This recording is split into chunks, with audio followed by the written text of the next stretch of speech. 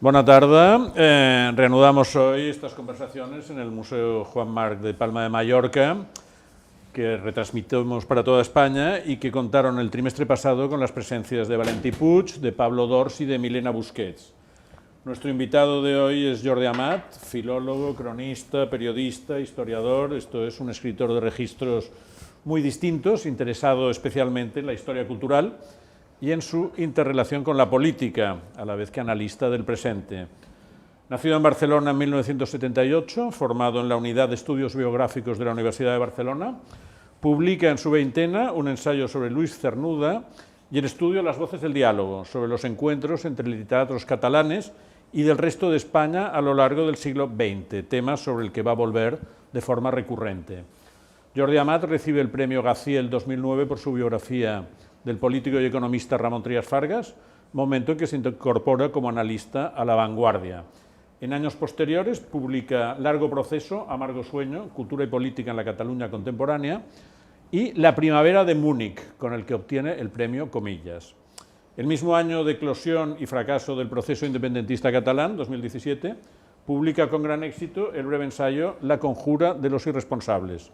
Siguen hasta hoy las biografías del político nacionalista Josep Benet, la del periodista y personaje de Crónica Negra Alfons Quintà, que ha gozado de numerosas reediciones, y la más reciente del poeta Gabriel Ferratel. Actualmente colabora en El País y dirige su suplemento cultural semanal en lengua catalana. Buenas tardes, Jordi. Buenas tardes a todos, buena tarde. Como acabamos de ver, una de tus facetas clave ha sido la de biógrafo. ¿Qué aprendiste en la Unidad de Estudios Biográficos de Barcelona? Pregunta difícil para empezar, Sergio. Seguro que la puedes contestar sintéticamente y agudamente. Mira, yo estudiaba tercero o cuarto de Filología Hispánica y un día en una asignatura de literatura hispanoamericana, al final de una clase, empecé a hablar con la profesora, que era Ana Caballé. Estábamos leyendo un ensayo biográfico, el Facundo de Sarmiento, es un libro interesantísimo de historia política argentina, y no sé exactamente por qué, pero tuve una conversación después de clase con Ana y al cabo de pocas semanas me propuso hacer una investigación biográfica, que era algo que yo nunca había pensado. Yo estaba estudiando la carrera, y era estudiar la vida de un tipo que se había dedicado al estudio de la historia de la cocina. Y tenía unos recetarios de los siglos XVII, XVIII que había donado a la universidad, y la universidad, a cambio, se había comprometido, entre otras cosas, con los herederos de este señor, que se llama Rudolf Grebe, era un catalán con nombre alemán, a escribir la biografía de este personaje porque creían que era una especie de Leonardo da Vinci. Lo que pasa normalmente en la universidad es que el trabajo lo haría un becario, que fui yo, y más que empezar a leer biografías, que yo he leído algunas pero no muchas, fue empezar a trabajar en un archivo, en un fondo personal, para buscar documentación y escribir un libro. Y recuerdo que le pregunté a Ana si me aconsejaba algún modelo. Y ella acababa de leer, no sé si la recordarás, una biografía relativamente breve de James Joyce, escrita por Edna O'Brien, una muy buena escritora. Y allí era un modelo muy similar al de las biografías de los años 20, de los Zweig, Strache y Mourouat, que eran narradores, por tanto no historiadores, que a la hora de profesionalizarse, en parte, habían elegido el género de la biografía como algo que generaba un enorme interés popular en aquel momento. Y lo que combinaban era una cierta investigación de archivo con la voluntad de explicar el personaje biografiado como si fuese el protagonista de una novela. Es decir, aplicar técnicas narrativas a la explicación del personaje en base a los documentos con los que contaban. Y esa ha sido siempre la manera con la que yo he querido trabajar en las biografías que he escrito, y no tanto, digamos, dar valor por sí mismo al documento, es decir, no actuar como un historiador o un erudito, sino usar los documentos para explicar la vida de un individuo. Y lo que a mí me ha acabado interesando más del género, más allá de la posibilidad de conocer una época, es conocer la vida de los otros. ¿Y entrar también en la cabeza del personaje o no? Siempre si tienes materiales que te permiten hacer ese ejercicio, sí. Y los materiales fundamentalmente son dos. Históricamente han sido dos, si es que dispones de ellos: cartas y dietarios. Algunos de los mejores teóricos ingleses de esa época mítica de la biografía, hace 100 años, decían que sin cartas era imposible escribir una biografía, y yo en parte creo que eso es verdad. Si quieres intentar reconstruir la esfera de la privacidad e imaginar la escena el mundo de la intimidad. Hay personajes que lo permiten, los escritores muy claramente. Los escritores, si tienen una obra, puedes intentar explicar su mundo interior, pero lo que sí tengo claro es que ese ejercicio de empatía, y me pasa como lector también de biografías, yo creo que es un ejercicio de tolerancia utilísimo, porque sabes que un tipo real ha pasado por circunstancias donde ha reaccionado de una manera determinada u otra, tal vez censurable, pero es una posibilidad real. Y estar allí dentro de la toma de decisiones del personaje sobre el que estás pensando, sobre el que estás leyendo, a mí me ha ayudado, creo, algo a relativizar la posibilidad de tener juicios claros sobre la conducta de los otros, por lo tanto, a conocerme de alguna manera a mí mismo y qué podría ser. Volveremos luego a casos concretos de biografía, pero ahora me gustaría seguir un poco tu bibliografía, porque uno de tus primeros libros, Las voces del diálogo, aborda la relación entre la cultura catalana y los intelectuales de otras zonas de España. Es un tema recurrente en el catalanismo no rupturista, de Joan Maragall, de seguidores también de escritores del otro lado, como Dionisio Ridruejo o Jesús Pavón. ¿Qué ha aportado y qué ha faltado este diálogo entre los intelectuales del área catalano parlante y los de otras áreas de España? ¿Y qué ha pasado para que tampoco haya habido este diálogo entre las dos lenguas en el interior del mundo catalán, digamos, catalán y para catalán? Mire, otra vez vuelvo a la universidad para contar por qué me interesó reconstruir estos episodios de relación fecunda, cuando lo ha sido, que no siempre ha sido así. Debía ser el año 1998-99, es decir, cuando se le celebraba el centenario de la generación del 98, y tenía que hacer un trabajo para una asignatura que impartía Jordi Gracia, que después hemos sido muy buenos amigos y hoy es mi jefe. Y yo propuse escribir un trabajo para la universidad, para la asignatura, sobre la correspondencia a Unamuno Maragall. Y no encontraba el libro. Estaba en la biblioteca, pero no podía comprarlo. Y a través de un amigo conocí a alguien que para mí ha sido clave, que era un intelectual en parte de la resistencia catalanista durante el franquismo, Albert Manent, que me dejó su ejemplar y me propuso historiar los congresos de poesía del 52 al 54, que se dan en unas circunstancias absolutamente anómalas. Es decir, después del intento por parte del primer franquismo de destruir una identidad nacional que se había construido en parte a través de un entramado cultural, de repente hay gente del sistema que quiere liberalizar el sistema, no romperlo, pero liberalizarlo, y se da cuenta de que para hacerlo posible necesita incorporar eso que había intentado destruir, y establecen relaciones con el poeta que encarnaba, digamos, la resistencia en el silencio de estar en Barcelona y no poder publicar, a pesar de ser una figura de talla internacional, que era Carles Riba.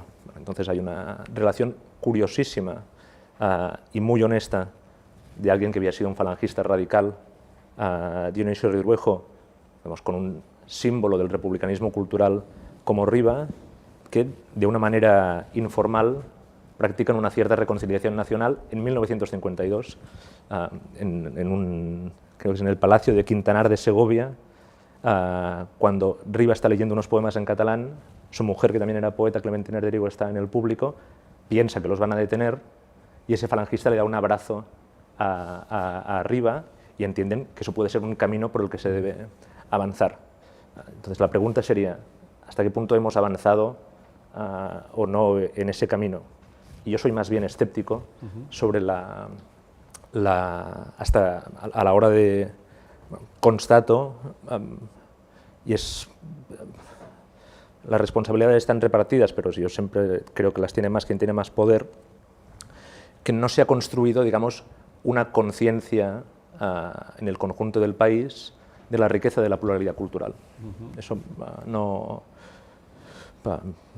ha ido de esta manera y creo que es problemático, pero creo también que no es nada fácil. Es decir, lo más habitual cuando nos pensamos como sujetos culturales, nos guste o no, pero es como operamos, es como miembros de una cultura nacional. Yo creo que es muy difícil pensarte como parte de una cultura nacional que no sea la tuya o que no sea aquella vinculada a tu lengua. Y es eso lo que dificulta. Y entonces, ¿cuál es la cultura nacional mayoritaria? ¿Qué relación tiene con la minoritaria? ¿Hasta qué punto la minoritaria se sitúa en una posición defensiva?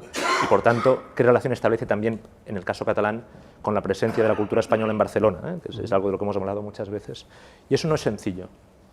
Lo que yo creo es que no articularlo de una manera institucional ha sido enormemente problemático. Básicamente porque esto no ha funcionado bien.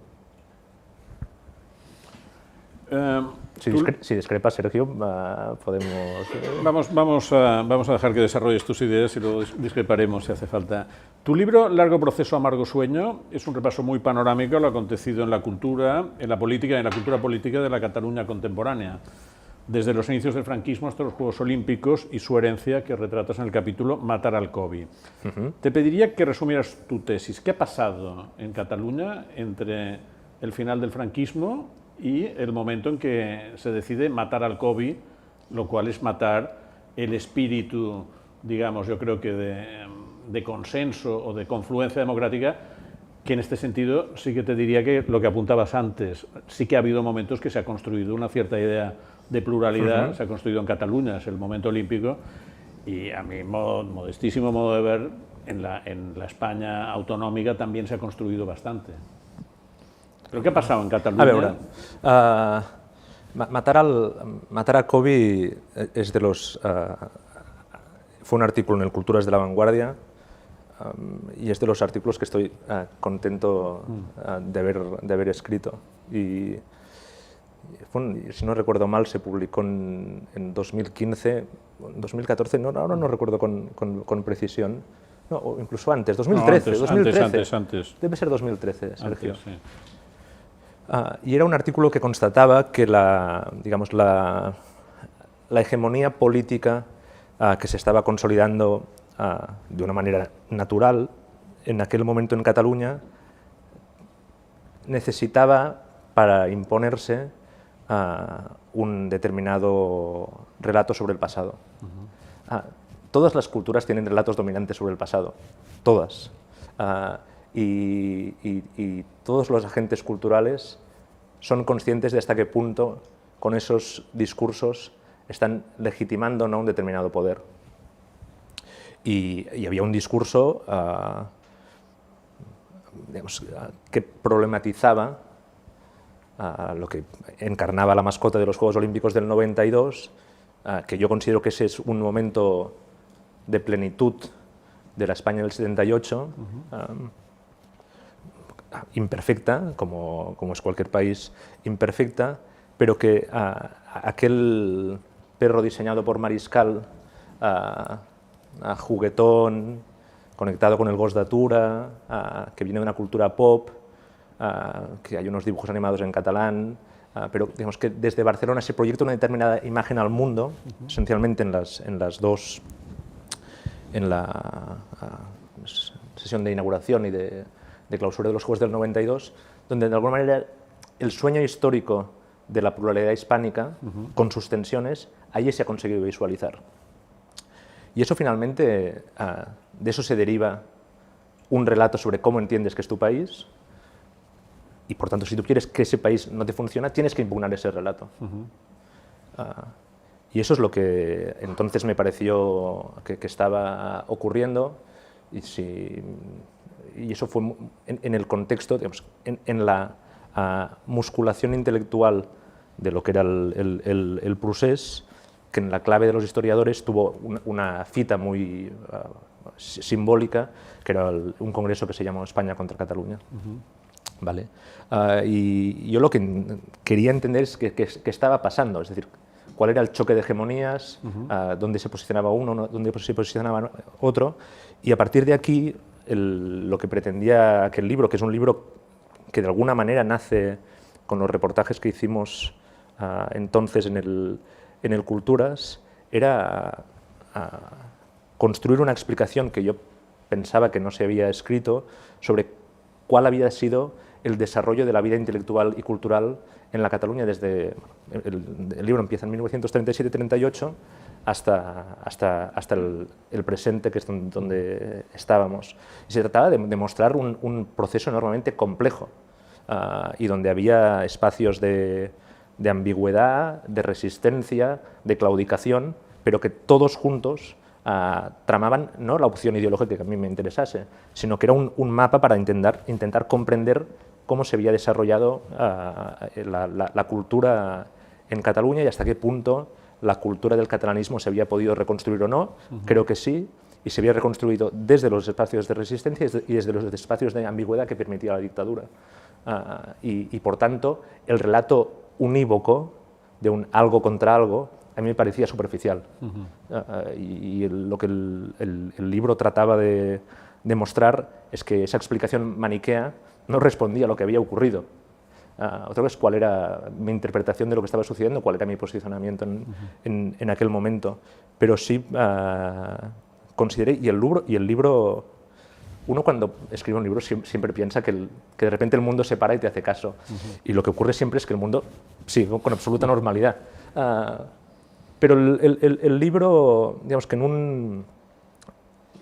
yo que no soy para nada valiente especialmente, en aquellos momentos, que eran unos momentos, yo creo, más interesantes de ver que de vivir, pero de fervor, en el buen y el mal sentido, digamos que una mirada de largo recorrido, es decir, de un largo proceso, en base a un trabajo de muchos años en los archivos, permitía mostrar esos conflictos entre hegemonías que se habían ido desarrollando a lo largo del tiempo. Y el libro lo que pretendía era eso, hacer una historia cultural, entendiendo la cultura como la generadora de los discursos a partir de los cuales nos explicamos, algo más compleja. Entiendo que tú te consideras un catalanista. ¿Qué es el catalanismo? Pregunta fácil también.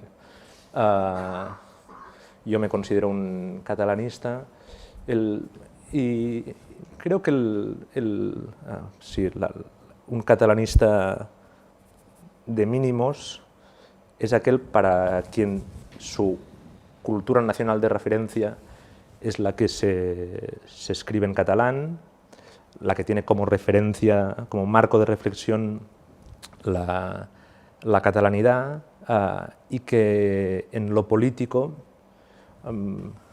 tiene el autogobierno como la convicción, el autogobierno regional barra nacional, pero en cualquier caso la autonomía como espacio de decisión y con mayor poder, que considera que es lo mejor para el funcionamiento del país. Pero yo creo que es básicamente alguien que tiene como cultura de referencia una cultura nacional catalana. Y en este sentido sí.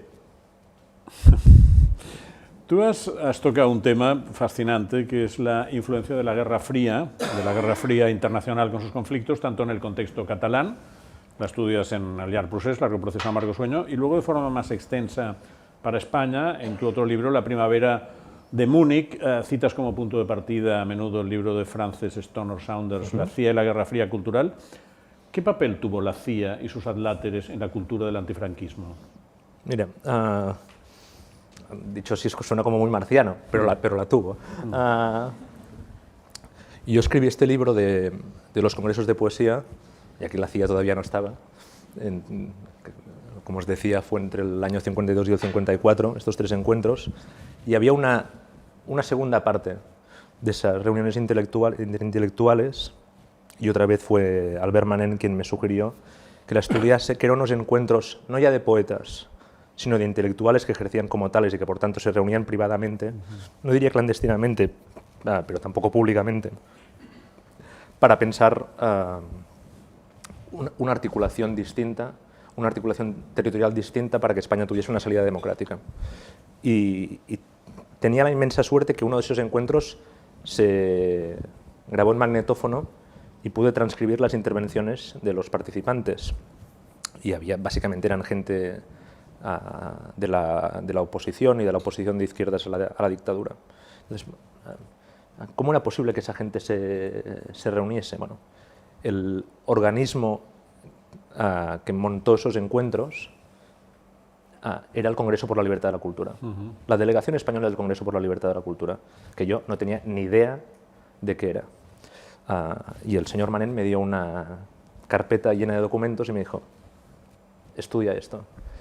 Entonces lo que descubrí es que desde 1960 existía un grupo estable que tenía una editorial, que publicaba una revista, que daba becas, que organizaba coloquios, un grupo donde estaban Dionisio Ridruejo, Buero Vallejo, Josep María Castellet, Pedro Laín, Julián Marías, gente de la oposición liberal,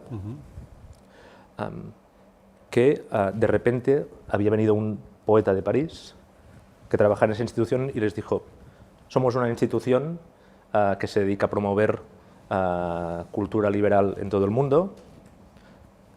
Nosotros permitimos que se constituyan grupos nacionales que nos presentan unos planes de trabajo y nosotros los aprobamos o no y damos un presupuesto para que puedan llevarse a cabo.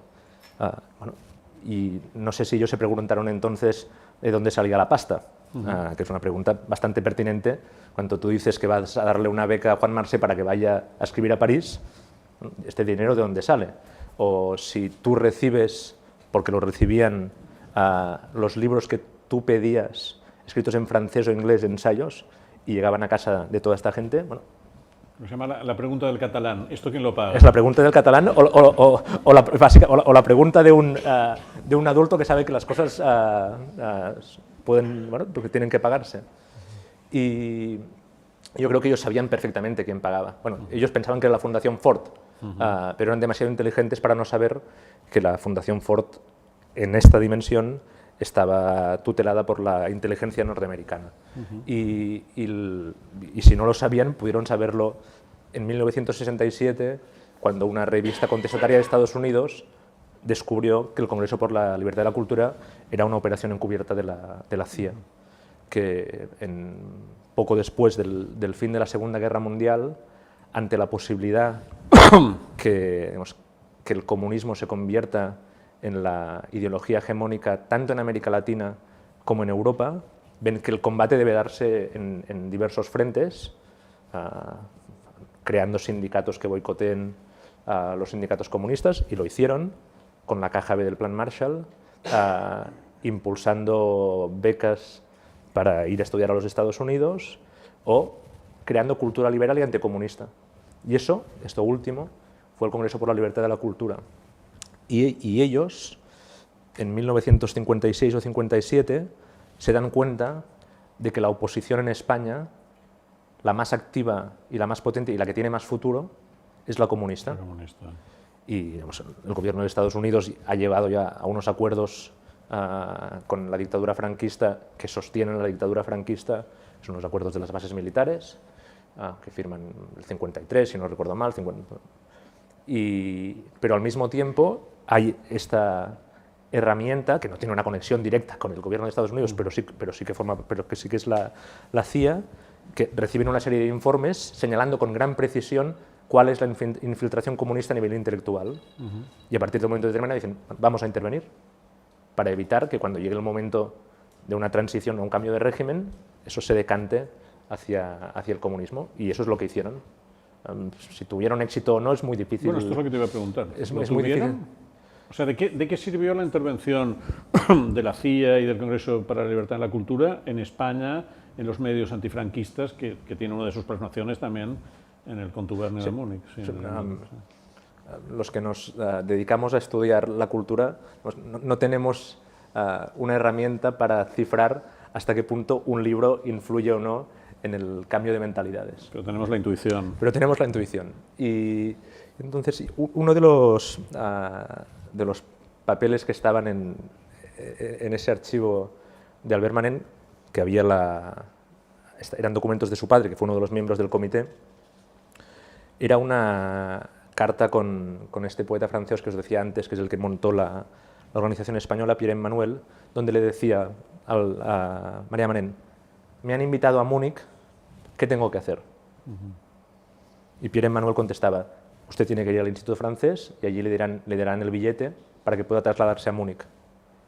Y lo que iban a hacer a Múnich era, amparados por el movimiento europeo, la primera reunión en la que, digamos, opositores del interior de España, gente desde izquierdas a monárquicos liberales, se reunían con exiliados históricos, desde Rodolfo Llopis hasta Manuel de Irujo del Partido Nacionalista Vasco, para digamos, firmar un documento en el que pedían al movimiento europeo que la España franquista no entrase en el mercado común, y al mismo tiempo diciendo cuáles eran las condiciones políticas que sí deberían permitir la entrada de España en las instituciones europeas. Y allí, digamos, todos ellos, no es que la CIA estuviese conspirando, pero la CIA permitía que esa reunión se celebrase en parte. Y yo creo que el espíritu de Múnich fija una hoja de ruta en la que colabora gente de todo tipo, que explica en parte lo que ocurrió durante la transición, es decir, que España se convirtiese... Esto no es un juicio de valor, yo lo juzgo positivamente, pero entiendo que hay gente que no lo ve de la misma manera, pero en una democracia tan homologable como fuese posible a las de nuestro entorno, donde hubiese una fundamentada en una cultura más o menos liberal, y eso estaba en la moción que se aprobó el 4, el 5 o el 6 de junio de 1962 en el Hotel Regina de Múnich, donde había un reconocimiento de la diferencia cultural, y en parte eso es lo que estaba en potencia en el primer despliegue de la transición. O sea que a la pregunta de ¿fue útil? Yo creo que fue útil en la medida que la diseminación de ideas en el espacio público cambia las mentalidades, y el proyecto, digamos, de sociedad abierta en el que ellos pensaban, de alguna manera es el que se intentó construir en el 78. Y culturalmente, el espíritu, digamos, de la cultura liberal de esta época que aparece en tu libro alrededor del tema de Múnich, de los Julián Marías, el propio Cela, Ferrater Mora, ¿qué queda de esa cultura liberal en la España de la transición? Que tiende más, que es una cultura más de izquierdas, yo creo, sí, la que se impone, la que acaba siendo hegemónica, aunque de una izquierda más o menos moderada. La pregunta es en qué momento este sector que habían formado parte de la cultura del Estado franquista, dejan de ser referentes para las nuevas generaciones. Y yo creo que más pronto de lo que nos hemos dicho. Es decir, que la mutación más o menos honesta, pues me importa menos si es honesta, me interesa más si hubo una mutación de los planteamientos de estos sectores, en buena medida inicialmente vinculados al régimen, y que se van desenganchando de la mugre nacional católica. Yo creo que llegan a la transición no ya siendo vanguardia del cambio, sino es una gente que acompaña a la sociedad para que se acerque a ese cambio, pero ya no tienen una consideración o un prestigio como lo habían tenido. Y la pregunta sería, ¿lo han recuperado? Yo creo que no. Es decir, que a pesar de que en un momento de su trayectoria construyeron valores democráticos, la democracia no los ha adoptado como referentes, y creo que no sé hasta qué punto podían serlo, toda vez que tenían una vinculación sistémica, que era como un pecado original del que es muy difícil resarcirse, creo. Para decir los nombres que citabas. El caso de Cela. ¿No? Cela es, desde el punto de vista del prestigio, de la fama, de la consideración, yo creo que nunca de las ventas, o prácticamente nunca de las ventas, pero es un escritor central en la construcción de la cultura española de posguerra, con un episodio fundamental en Palma de Mallorca, que es Papeles de Son Armadans, y toda la labor que desarrolla desde aquí. Tiene enormes dificultades para captar a nuevos lectores, por la sensibilidad del mundo del que habla, que no le pasa a Delibes, por ejemplo, para decir dos escritores que fueron siempre avanzando en paralelo. Y diría que tienen dificultades para conectar con la sensibilidad actual o la sensibilidad que empieza a configurarse en los años 80, digamos, y quedan siempre como gente algo apolillada. Esa es mi sensación. Y además, en el caso de los pensadores, a diferencia de las novelas, el pensamiento puede ser superado. El pensamiento se adapta a las circunstancias o intenta cambiarlas. La novela o el arte tiene una cierta pretensión de ser algo siempre presente, pero en el caso de esta gente que construye pensamiento en una época que la sociedad española ya se siente muy desligada de ella y progresivamente desligada, tienen dificultades para seguir siendo cultura viva, creo. ¿No? ¿Tú lo ves así? Sí, los que vivimos aquella época, los que formamos en aquella época, yo me acuerdo, por ejemplo, la Universidad de Verano de Santander, la Menéndez y Pelayo, a principios de los 80 estaba muy dominada pues, por los Aranguren, sí, por los exiliados, pero de repente toda esta gente dejó de ser referente y pasó también un espacio muy rápido. Yo diría que durante los años 80, ¿no? Sí. Es como si la cultura española se hubiera rejuvenecido de golpe pues, con la nueva narrativa, Almodóvar, etcétera, etcétera, y todos estos grandes pensadores pasaran a un segundo término. Sí. Yo creo que en clave generacional es más fácil de comprenderlo. Es decir, hay una voluntad de salir de allí y por tanto dejar allí los que estaban. Sí.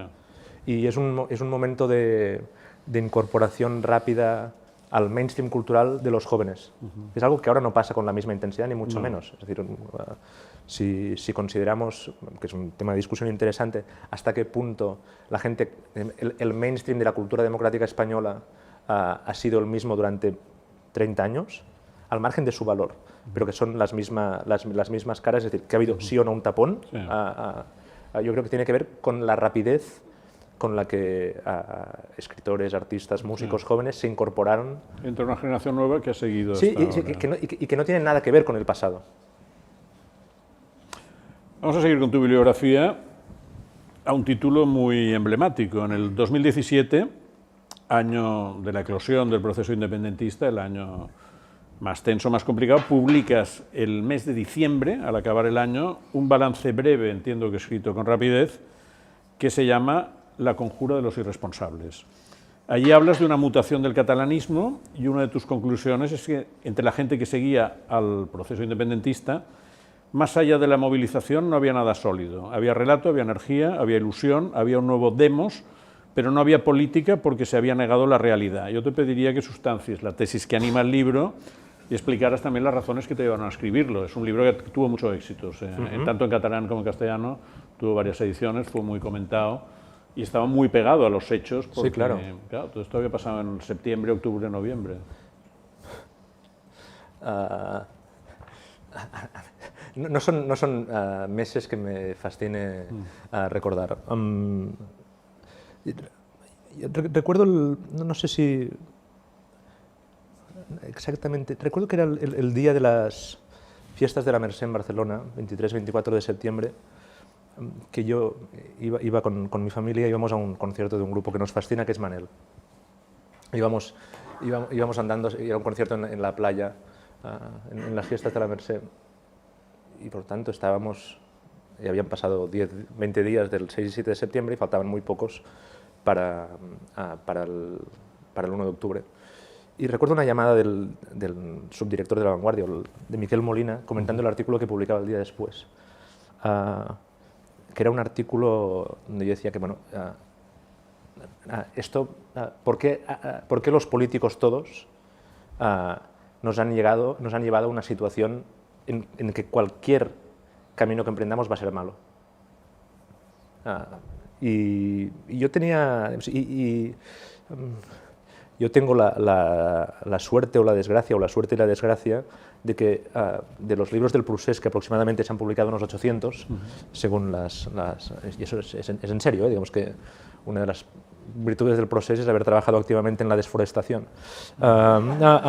Y yo creo que el mío fue el primero que se publicó en catalán y castellano simultáneamente. Y la mayoría de libros que se publicaban en castellano tenían una posición política y los que se publicaban en catalán tenían otra posición política. Y eso es para que veáis, claro, mi altísimo nivel de equidistancia, lamentable. Y que la falla era la de la lengua, entonces. Sí, y la de la lengua no es un asunto menor. Yo siempre he preferido pensar que era ecuánime, pero eso... mi sensación es que todos lo habían hecho mal. Y que... a pesar, y a todos nos pasó, incluso que pasó aquí también, eso que te decía del fervor de un proceso de politización intensísimo por parte de gente que no lo había vivido en toda su vida y que era honesto y genuino y que llevaba a una cierta pérdida de conciencia de lo que era posible y del coste de estar en una dinámica catastrófica. Y después, yo creo creo recordar que acababa ese artículo con una frase un poco enfática de esto va a ser un fracaso colosal. Vino el 1 de octubre y yo había leído el 7 de septiembre con una pantalla como esta, en un barrio de Barcelona de una conferencia y pedí que estuviesen pasando el pleno en el Parlamento. Entonces, y era un intento de comprender el procés en largo, no el largo proceso, pero sí en qué momento se empieza a percibir en Cataluña que el despliegue de la Constitución no permite seguir avanzando en una amplificación del despliegue autonómico. Y eso ocurría, y yo tenía muy claro que eso, Pujol lo había visto muy claro, le había dicho en una conferencia en Madrid, al poco de suscribir el pacto de gobierno que permitió la investidura de José María Aznar, donde él decía, yo no quiero reformar el estatuto, pero quiero que la distinción constitucional entre nacionalidades y regiones tenga contenido político. Sigo pensando que esta es la clave de esta historia. Político, o a nivel de reconocimiento, o a nivel finalmente de poder, que es de lo que se está hablando. Y entonces avanzan en paralelo un impulso de parar el despliegue autonómico tal y como se había producido, y por otra parte la constatación por parte de quienes lo habían impulsado, que en Cataluña fue el pujolismo, de que había algo no esperado en ese desarrollo, que era que finalmente, una vez terminado, desde el punto de vista competencial y de poder, nacionalidades y regiones estuviesen en igualdad de condiciones. Y eso creo que es algo que en el 78 no se pensaba que acabase así esta historia. La cosa es cómo se resuelve. Y no ha habido forma de resolverlo. Y en la frustración de la no resolución, en el caso del catalanismo mayoritario, de la mayoría de la gente que se siente honestamente catalanista, se vio que no había camino transitable posible que no fuese la ruptura. Lo que ocurre no es tanto que eso fuera o no, hasta qué punto fuese realizable. Para mí ese no era el problema. Para mí eran los problemas de las mayorías internas en Cataluña, que eso era algo que no estaba siendo contemplado y que el no contemplarlo de alguna manera ponía en cuestión algo que había sido clave en la construcción de la democracia en Cataluña, que había sido una noción que a mí no me disgusta, aunque a mucha gente le disgusta, que es la de un sol poble, ¿vale? Estaba esa, digamos, en pleno franquismo, el catalanismo de oposición piensa que en un momento en el que la demografía está cambiando de manera sustancial en Cataluña, si no se consigue, digamos, crear una comunidad no uniforme, pero donde haya una complicidad de todos para que, digamos, la catalanidad sea el eje cívico a partir del cual se construye la institucionalidad política, y creo que me estoy poniendo muy pedante, y perdón, si eso se rompe tendríamos un problema.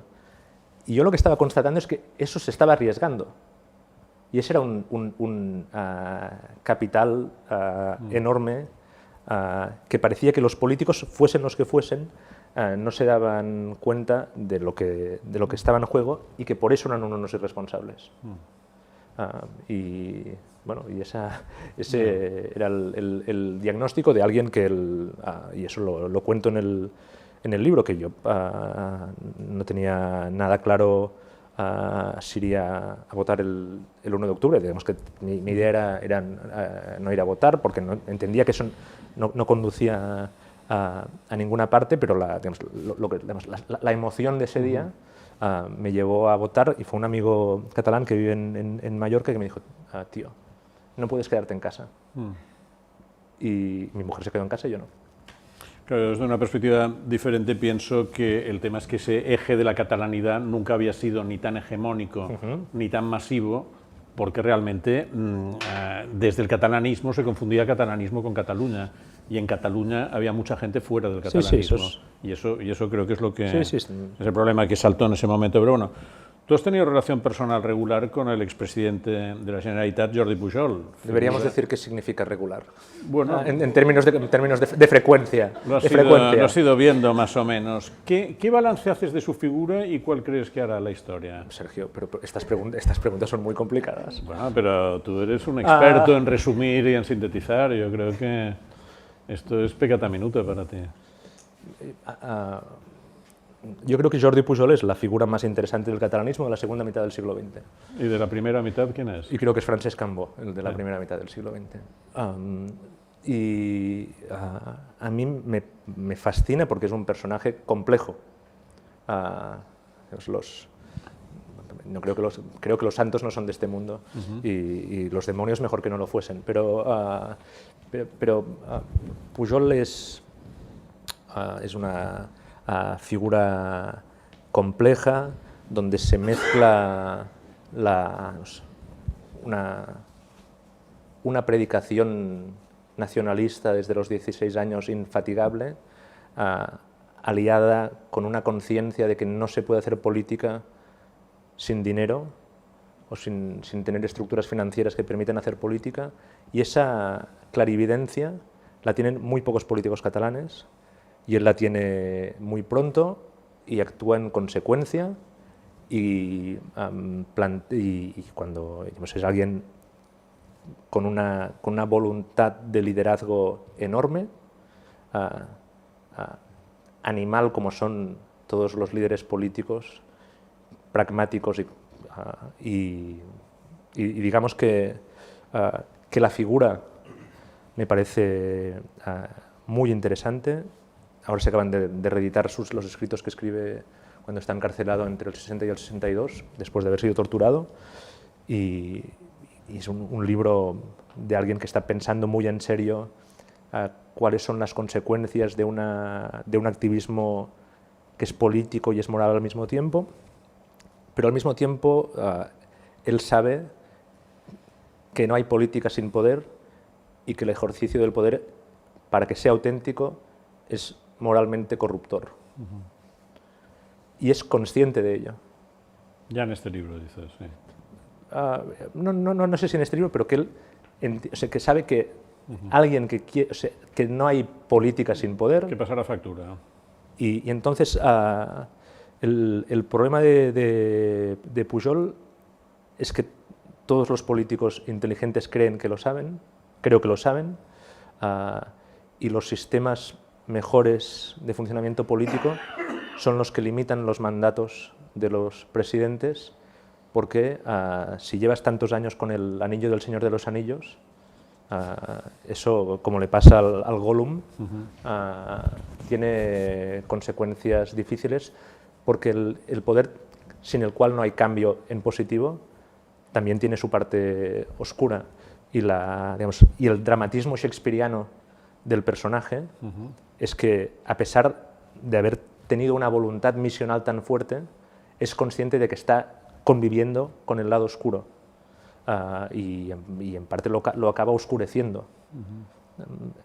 Y eso lo convierte literariamente en un personaje enormemente potente. Es que es, con una conciencia popular, digamos que es un personaje de Shakespeare que podría escribir Santiago Rusiñol en muchas ocasiones. Es muy ambivalente. Decía Orson Welles que si quieres un final feliz, todo depende en qué momento detengas la historia, ¿no? Sí. En el año 2016, el periodista Alfons Quintà se suicida después de asesinar a su mujer. Había sido un hombre de confianza, precisamente Jordi Pujol, delegado del país en Cataluña, primer director de TV3, que es la televisión autonómica de mucho éxito, la pone en marcha. ¿Qué te lleva a indagar en este caso de Crónica Negra? Mira, yo vi a mí la figura de Josep Pla siempre me ha interesado. Mi abuelo, cuando éramos pequeños, los domingos cuando venía a casa, siempre traía un volumen de la obra completa de Josep Pla, que nadie en casa leía. Y yo creo que cuando tenía 16 años leí por primera vez El cuaderno gris, lo cual significa que era un niño vocacionalmente repelente. Entonces el mundo de Pla siempre me había interesado, y en los diarios de repente aparecía un señor Quintà, que era el chofer. No era solo el chofer, pero también era el chofer. Yo sabía, cuando se produjo el suceso trágico y lamentable del asesinato de su mujer y su posterior suicidio, no solo que había sido el director de TV3, sino que formaba parte del mundo de Pla. Y sabía también que había una pregunta pendiente de responder, que tiene que ver con lo que hablábamos ahora de Jordi Pujol. ¿Cómo era posible que Alfons Quintà, que es el periodista que destapa el caso Banca Catalana en el país, sea la persona que Jordi Pujol elige para construir, yo creo, el proyecto más emblemático de su primera legislatura, que es la televisión pública en catalán? O sea, el rumor histórico es que era un chantaje, y Pujol no se deja chantajear. Pujol es suficientemente inteligente para saber cuándo un enemigo puede sumarse a su causa y puede ponerle al servicio de un proyecto tan fundamental como el de la televisión. Y entonces yo recuerdo un buen amigo editor que falleció hace un par de años, Xavier Folk, que me dijo que había tenido tratos con Quintà, que le había preguntado, pero si tú destapas el caso Banca Catalana, ¿por qué Pujol te contrata para hacer la televisión? Que era como una pregunta muchas veces formulada. Y lo que él siempre respondía es, porque sabe lo que puedo contar. Yo creo que no podía contar nada más, pero bueno. La historia es que yo sabía que eso ocurría, y cuando a mediados de diciembre del 16 Alfons Quintà mata a Victòria, su mujer, y después se suicida, yo estaba escribiendo la biografía de Josep Benet, y una de las personas a las que podía entrevistar era a Alfons Quintà. Yo no conozco a asesinos potenciales. Y resultó que era probable que hubiese entrevistado a un asesino efectivo. Y he dicho, vaya. Y pedí antes he visto a Jesús Rebelles, que hemos coincidido en la Fundación Josep Pla, pedí a la Fundación Josep Pla si tenían documentación relacionada con Alfons Quintà. Y me dijeron que sí, y me mandaron las cartas que había escaneadas, y había cartas desde que era niño hasta que era un periodista consolidado, y había una sin fechar, la última, que podía deducirse el contenido, que era de 1960, en la que el Quintà de 16 años le decía a Josep Pla, usted es muy amigo de mi padre, si mi padre no hace lo que yo quiero que haga, que sepa que soy muy amigo del comisario Creix de Barcelona, un torturador, sé que ustedes se han reunido en el exilio con políticos, iré a la policía a decirlo. Tiene unas semanas para resolver esto, y que sepa que a partir de ahora nuestra relación se basa en lo que está escrito en esta carta. O sea, estamos hablando de que un chaval de 16 años le dije al escritor catalán más importante del siglo XX, que es íntimo amigo de su padre, que lo va a chantajear si no consigue que su padre firme una documentación. Y pensé, bueno, ¿qué tipo más perversamente inteligente? Es decir, es alguien que sabe cuál es el valor de la información y el daño que se puede hacer con la información y que está dispuesto a usarlo de la manera más siniestra posible. Y me pareció que era un gran personaje.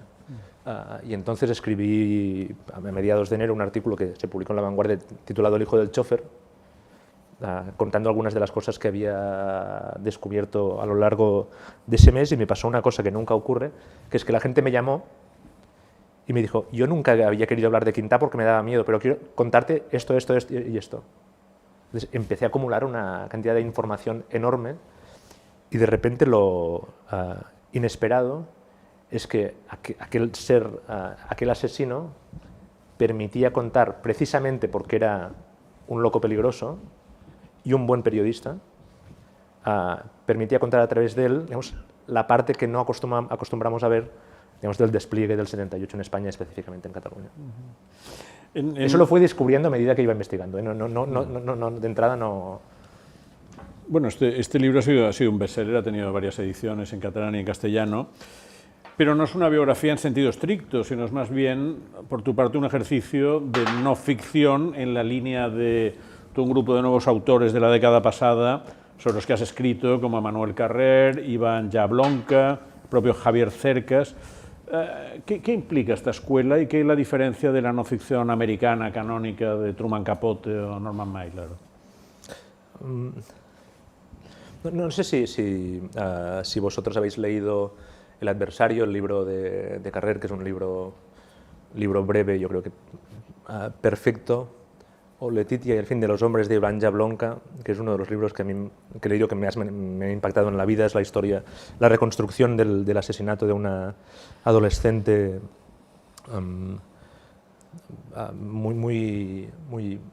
hay un momento que Jablonka dice, la literatura de sucesos es como una literatura muy sensacionalista. Por eso es mejor estudiarlos tiempo después. No cuando el charco de sangre está en la calle, sino cuando ya se ha filtrado y puedes ver algunos mecanismos de funcionamiento de la sociedad en los que no te fijarías si no se hubiese producido el suceso. Y yo creo que este tipo de investigación literaria, que usa herramientas de la ficción para comprender sucesos o episodios claves que la historia no mira de la misma manera, es una forma que desde la literatura se puede comprender mejor aspectos del desarrollo histórico a través de personajes concretos o de escenas concretas a los que la historia no acostumbra a fijarse con ese detenimiento. Yo no había leído, cuando empecé a pensar el hijo del chofer, esos volúmenes enormes, el Mussolini de Scurati. No sé si lo habéis leído, son unos tochos, pero que son también como estampas muy concretas a través de las cuales se descubre el comportamiento del dictador fascista italiano, de su entorno más próximo y de esa sociedad. Y digamos que ahora tenemos herramientas para obtener información muy precisa sobre el día a día de figuras relevantes de nuestra historia contemporánea. Es decir, lo que representa para un biógrafo una hemeroteca digital, es decir, tener los periódicos volcados en Internet, que tú puedas buscar Sergio Vila San Juan y de repente sepas que el 6 de septiembre de 1965 Sergio Vila San Juan hizo la comunión y había tal persona, fue en tal lugar, es una información que podemos tener en segundos. Y eso es un material que permite construir una narración, es decir, poner a los personajes en el tiempo. Y yo creo que ahora somos los primeros que podemos disponer de una información tan precisa para ser reconstruida narrativamente. Y los motivos por los que esta corriente de escritura de no ficción ha tenido cierta relevancia, me gustaría tenerlos más claros. No sé por qué se ha producido. Lo que sí tengo claro es que la escritura histórica que intentaba comprender, construir grandes relatos, el lector ha perdido interés por ella. Y en cambio estos acercamientos desde la literatura, el caso para mí es un caso literariamente brillantísimo, que es el Anatomía de un instante de Javier Cercas. ¿Podrá un historiador contar mejor lo que fue que Cercas, con todos los recursos que pone en juego para construir esas obras? Yo creo que no. Digamos que la literatura da un tipo de conocimiento distinto al de la historia, y en este caso se aprovecha de todo el conocimiento que aporta la historia. Tu último libro es una biografía, un ensayo a la vez sobre Gabriel Ferrater, único autor en catalán del grupo de Carlos Barral, de Gil de Viedma, de los Goytisolo. ¿Por qué es tan mítico este grupo? Primero, porque muchos eran muy buenos escritores, porque el contraste entre su literatura y su circunstancia, es decir, desde los años 50, 70, pongamos por caso para resumir, de la vida cultural en España era enorme. Es decir, en esa España nacional católica cerrada que no quiere tener influencias del exterior, estos, la mayoría, hijos de la Victoria, con acceso a la literatura extranjera, tienen una formación que la mayoría no tienen, piensan contra la literatura dominante para escribir literatura europea, y hay algo que es clave para responder a la pregunta que tú me formulas, que es que desde muy pronto se automitifican. No paran de contarse a ellos mismos como grupo y su singularidad. Y uno de los problemas que he tenido uno de los desafíos para escribir la biografía de Ferrater es que Ferrater era parte durante unos años de este grupo, pero no solo de este grupo. El problema es con otros grupos catalanes es que no se han contado a sí mismos. De manera que no tengo manera de reconstruir qué pasaba cuando el martes estaban en casa de Carlos Barral y el sábado Gabriel Ferrater estaba con Eduard Valentí o Joan Petit o Joan Vinyoli. Sé perfectamente qué pasaba allí porque lo han contado 200 veces. Los que estaban en esa casa no lo han contado. Y por tanto tuvieron muy claramente conciencia de que para ser representativos en el sistema literario debían actuar como grupo, por eso montan antologías, y que debían explicarse y construir ellos el relato sobre su importancia. Y lo hicieron, y como eran muy buenos, lo impusieron. Pero fueron un factor que hay una parte de taller literario, de conspiración, pero eso no tendría sentido si muchos de ellos no fuesen excelentes escritores. Y insisto, el contraste en su propuesta literaria y moral en relación con su contexto es enorme. Y eso hizo que desde muy pronto fuesen percibidos como algo distinto y cualitativamente mejor, creo. Pero sobre eso también has pensado algunas horas tú. Hay mucho tema, sí. Pero, ¿qué aporta Ferrater a la literatura? Gabriel Ferrater, para quien no lo conozca, es básicamente un poeta que nace en un pueblo más o menos de la burguesía industrial catalana, en Reus, cerca de Tarragona, en 1922, el año pasado conmemoramos el centenario del nacimiento, que se suicida en Sant Cugat en 1972, después de haber repetido desde los 15 años anteriores que no quería llegar a los 50 años. Y 2 semanas antes o 3 semanas antes cumple con esa promesa. Y en vida solo publicó 3 breves libros de poesía entre 1961 y 1966, y en 1968 recopila toda su obra y la repiensa en un volumen que se llama Las dones y els días, traducido a finales de los 70 en castellano, con el título Mujeres y días, traducido al castellano. Entonces, yo creo que Ferrater hace 2 aportaciones fundamentales a la poesía y a la cultura catalana. Hay, yo creo, 3 escritores que cambian la manera de escribir en verso en catalán en la historia moderna de la literatura catalana. Una es Jacint Verdaguer, Josep Carner y Gabriel Ferrater. Es decir, lo que respecta a la dicción. Y lo que hace a Ferraté, para situarnos, es algo, digamos, una incorporación de un lenguaje aparentemente conversacional, como había hecho tempranamente en la primera posguerra Luis Cernuda, y lo hizo simultáneamente con él, y sabiendo que estaban haciendo los dos lo mismo, Jaime Gil de Viedma. Ese tipo de poesía que habla que no piensa el símbolo ni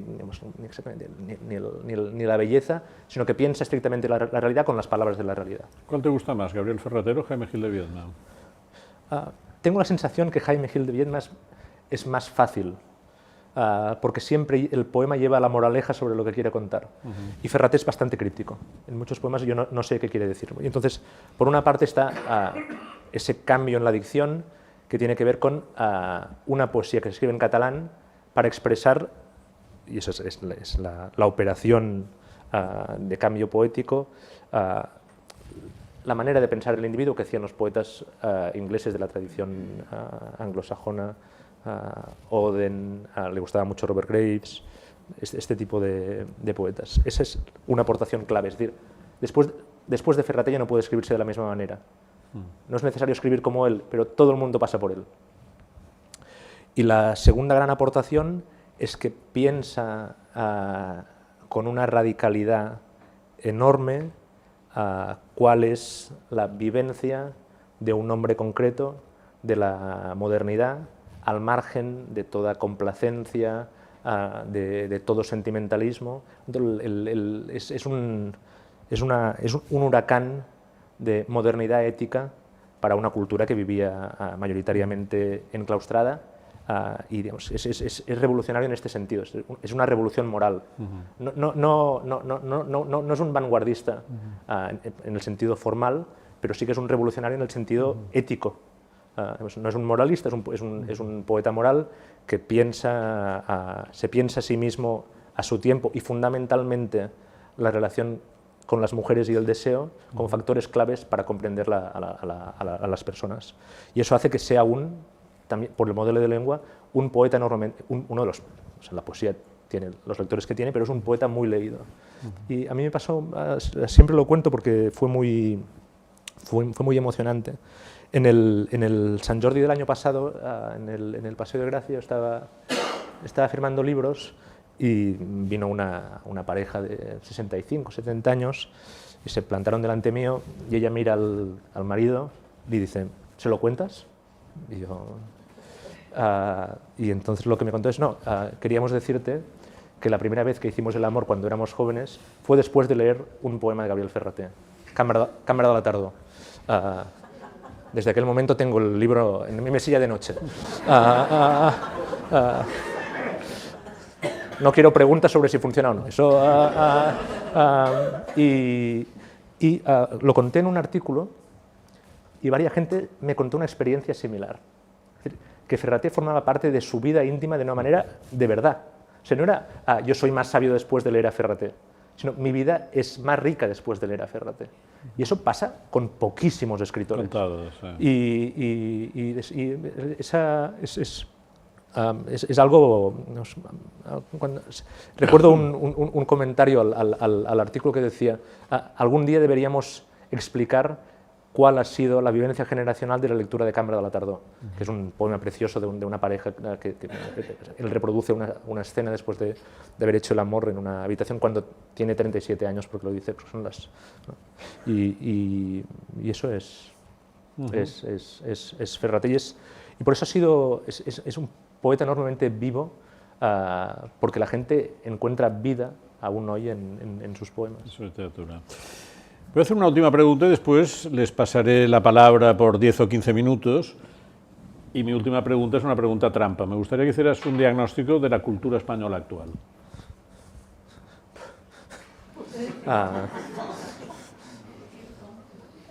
Mira... Se pregunto porque es un historiador de la cultura y un analista cultural. O sea, es su trabajo lo que le pido que sintetice. En los últimos años hemos... a mí me interesa más para responder a la pregunta, me interesa más la literatura que el arte, que conozco poco, pero yo creo que lo que hemos vivido sobre cómo la reflexión sobre la vida de las mujeres, y eso ha cambiado la cultura española de una manera profunda desde hace tampoco tantos años, pero a lo mejor desde hace 10 años. Es decir, tradicionalmente se repetía que las mujeres son las mayores lectoras de novela, ¿no? Pero el corpus de novela que leían era mayoritariamente una ficción escrita por hombres. La calidad de la ficción escrita por mujeres está cambiando nuestra percepción como sociedad. Creo que honestamente es así, y cuando dentro de no sé, 200 años nos reunamos otra vez y yo siga teniendo ese libro en la mesilla de noche cerrado y tengamos que valorar qué es lo más interesante que ocurrió en los primeros 20 años del siglo XXI en la cultura española, yo diría que eso será una de las cosas que destacaremos. Y destacaremos también que ha sido durante los últimos años en los que ha habido una impugnación más interesante de cómo se construyó la cultura desde la transición hasta mediados de los años 90. Es decir, a mí el asunto del régimen del 78 no estoy cómodo con esta categorización, pero sí que la necesidad de repensar la cultura de la transición y hasta qué punto fue o no crítica con la construcción del Estado democrático es algo que no habíamos hecho con profundidad, y creo que ese es uno de los valores de la cultura española de los últimos años, que ha sido capaz de desvelar cuáles fueron los discursos y las herramientas ideológicas sobre las que se fundamentó un cambio político con sus virtudes y sus defectos. Y en este sentido es un ejemplo de madurez. Es decir, cuando una cultura es capaz de integrar de una manera constructiva la crítica a sus fundamentos, yo creo que se refuerza. Y eso lo hemos vivido durante los últimos años y creo que ha sido muy positivo.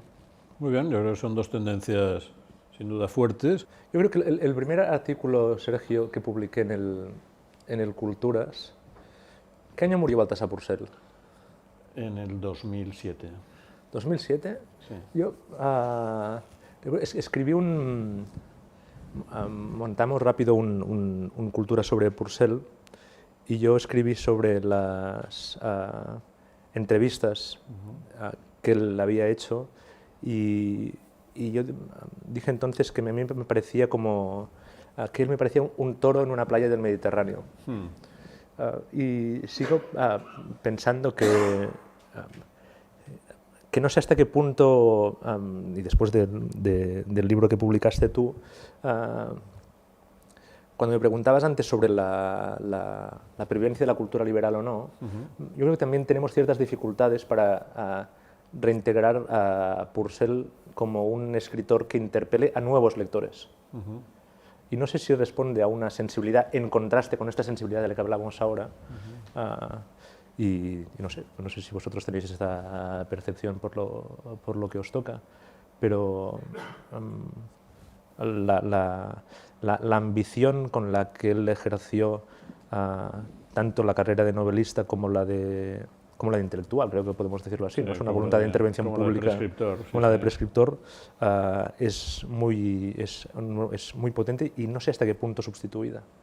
Y creador de puentes entre el mundo catalano parlante y el mundo español, pero no es el único mallorquín. Que tú has tratado a otros en tus libros, porque has hablado de Miquel del Sant Oliver, que fue editor de La Vanguardia, de Joan Estelric, hombre de confianza de Cambó. Joan Estelric es un personaje fascinante, sin biografía, y con un archivo de cartas interminable, y que es de los intelectuales mallorquines / catalanas / españoles, o como queráis llamarle, que permite a través de él comprender la evolución de la cultura europea de los años centrales del siglo XX, 1920, 1960 más o menos, y que está en todas partes, con una brillantez reconocida en su tiempo, pero no correspondida con una obra escrita, aunque los dietarios son enormemente potentes, y algún día espero que tengamos una biografía, porque es un personajón. Y creo que quedan dietarios por publicar de Sterrick, que están en la Biblioteca de Cataluña. Sí. ¿Sabes algún comentario que hiciera Jordi Pujol cuando se suicidó el chofer? No sé, no lo llamé el día después. Y como Quintà está enterrado en la fosa común, tampoco coincidimos en el entierro, porque no creo que ninguno de los dos acudimos. Pero cuando estaba escribiendo el libro, que es un libro que yo creo que solo pude escribirlo porque estábamos confinados, porque la gente tenía mucho tiempo y a los que había querido entrevistar me daban siempre largas, pero entonces era imposible dar largas porque no teníamos nada que hacer. Y además, como no nos veíamos con nadie, nadie me podía decir, ¿vale la pena hacer este libro? Nadie me dijo nada. Y entonces un día yo publiqué un artículo hablando de un momento clave en la trayectoria de Pujol, que es el que motiva su detención en el año 60, y llamó para comentar el artículo. Cuando ves en el móvil Jordi Pujol es una cosa un poco... y entonces dice, president, estic intentant escriure sobre Alfons Quintà. Y diu, ¿per qué? Y digo, y entonces me dijo dos cosas. Repitió una que siempre había dicho y que está en las memorias, que es TV3 no habría salido bien sin Quintà, y yo creo que es cierto. Y me dijo, però Amat, ja veu com va acabar, ¿eh? Me dijo eso. Mi gran duda es hasta qué punto... yo no tengo claro, yo no sé, yo creo que el libro es una crítica y un elogio bestial al mismo tiempo del personaje. Porque lo más normal cuando te enfrentas al minotauro del Estado es perder. Y él hizo cosas bestiales para ganar. Y eso políticamente es muy serio. Y después lo que he sabido es que el libro no le gustó, pero eso forma parte del juego. ¿Has sabido que el libro no le gustó? Que no le gustó. A Jordi Pujol. Sí. Cosa que me parece perfectamente razonable. Yo quería hacerte una pregunta. Te has referido en un momento dado a los escritores, digamos, de lengua española, lengua castellana, que en los años 70, incluso antes, estuvieron viviendo en Barcelona. Evidentemente convivieron además con otro tipo de agentes culturales, artistas de todo tipo, editoriales importantes, y de hecho Barcelona debía ser en aquel tiempo posiblemente el centro cultural, ya no te digo también latinoamericanos que estaban allí, más importantes de España. Yo creo que convivieron con relativa facilidad con la cultura catalana, con los digamos, literatos, los agentes culturales catalanes. Eso hoy en día, la impresión que tenemos, al menos la que yo tengo, es que ha descarrilado. Esto ya no es así.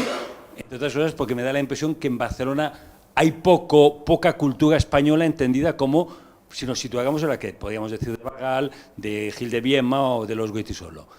Incluso si podríamos extendernos a otros ámbitos del arte, de teatro, de pintura, de todo tipo de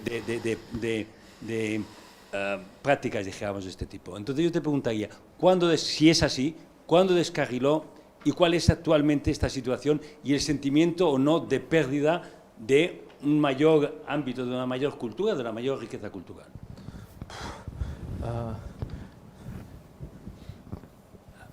Para aceptar tu diagnóstico inicial,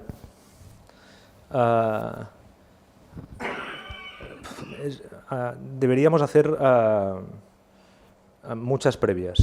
Es decir, tu diagnóstico inicial sería el de un momento de efervescencia no repetido y de convivencia armónica.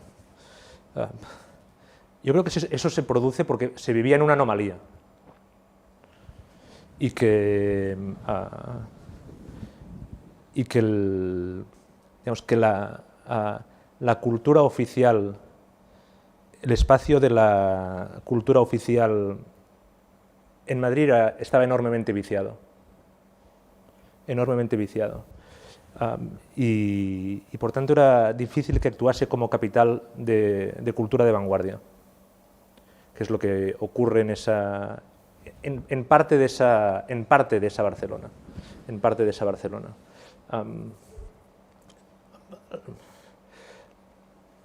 Es una Barcelona culturalmente anómala. Es decir, el posible desarrollo de una cultura nacional catalana está suspendido.